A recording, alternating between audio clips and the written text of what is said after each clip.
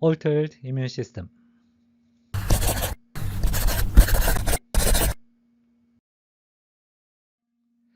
In tumor microenvironment, there are many immune cells, but very interestingly, these immune cells, instead of attacking tumor, they seemingly support the tumors. Why is it? Immune cells near tumor tissue, sometimes they show anti-tumor effect, but sometimes they have pro-tumor immune response. Cytotoxic T cells secrete the perforin, and perforin make holes on tumor cell surface, and granzyme enter the tumor cells and kill them. Macrophages near to the tumor is called as a tumor-associated macrophage, or TAM, and M1 type of TAM attack tumors. And neutrophil is also attacking tumor with the help of dendritic cells. These type of cells are phagocytes, and these are anti-tumor activity they show. In contrast, regulatory T cell or Treg, by secreting these immune suppressive cytokines, they help tumor. And M2 is another type of TAM. M2 is also seemingly help the tumor tissues. And myeloid-derived suppressor cells. So these cells also shows pro-tumor effect.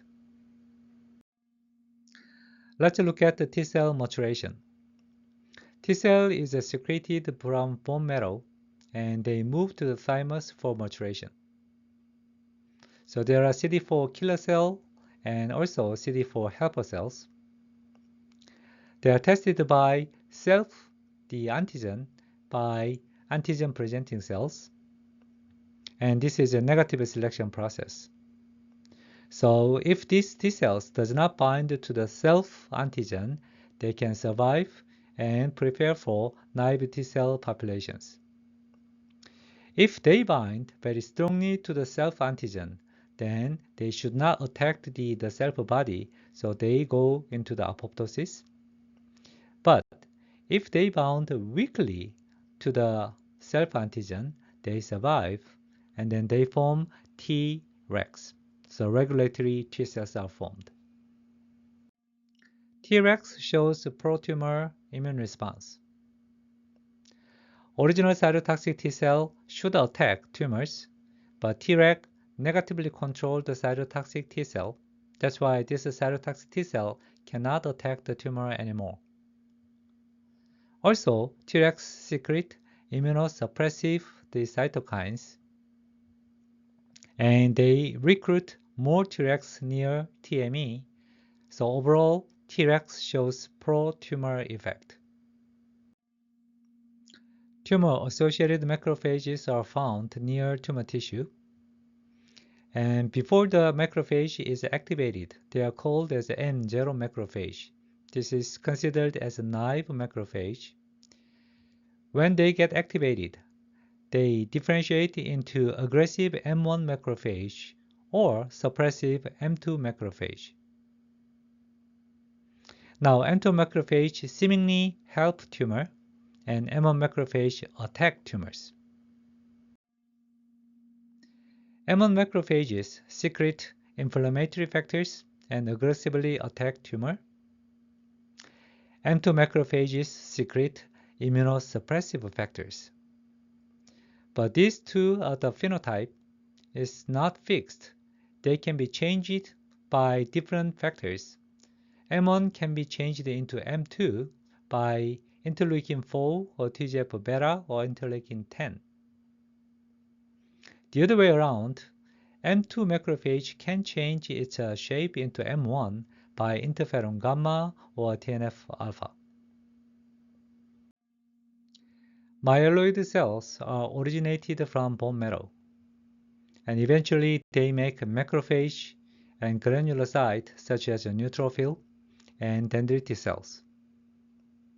And they pass through immature precursor cells, so-called immature myeloid cells. When immune response is required, and these immature cells differentiated into fully functional the immune cells, and then these activated cells carry out the proper immune functions.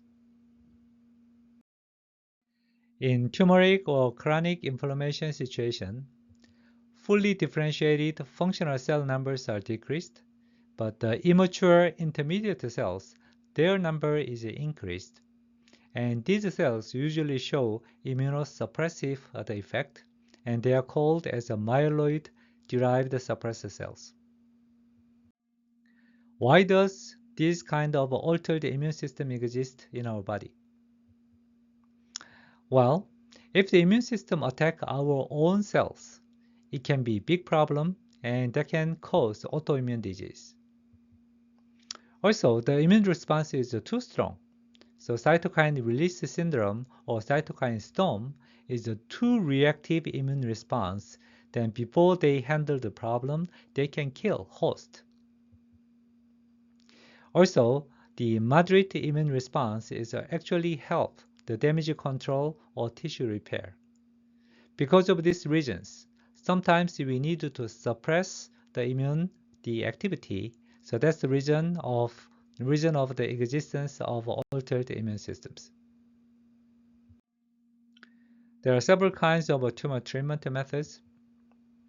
Surgery or radiotherapy is helpful to remove big chunk of the tumor, but those kind of technique can be used only to the localized tumors. Chemotherapy is very useful, systemically remove the tumor cells, but at the same time they have a very strong side effect. Targeted therapy or immunotherapy, they have a more precise the attack to the tumors, but that also limit the general applicability because the tumor can generate a different heterogeneity. Each single method has pros and cons, so rather than single treatment, maybe combined therapy may have more beneficial effect. For example, surgery and radiotherapy can remove big chunk of tumors, the visible part, and chemotherapy or targeted therapy or immunotherapy can wipe out, clean out the invisible but remain to the cancer cells. So altogether, this kind of a combined therapy may have cleaner and more efficient cancer treatment.